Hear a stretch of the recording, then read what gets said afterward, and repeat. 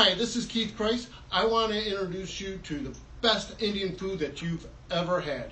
I'm at Shimla Peppers, and right here is Rajat. He's the owner. I've known him for 6 or 7 years, and if you want some of the best food, you got to come out to 1904 Brookdale Road in Naperville. Rajat, what would you say is the most requested item that you get from orders here? Like Amritsari Kulcha plate with pindi chana and Sarson ka saag with makki ki roti.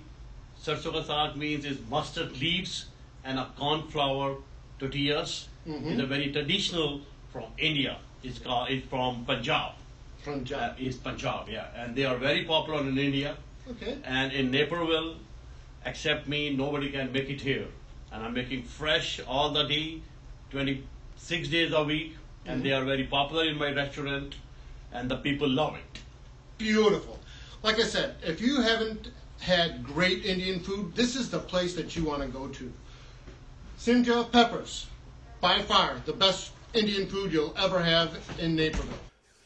Just as I'm helping Rajat find his dream home, as a community market leader, I'm here to serve. I'm not here to sell.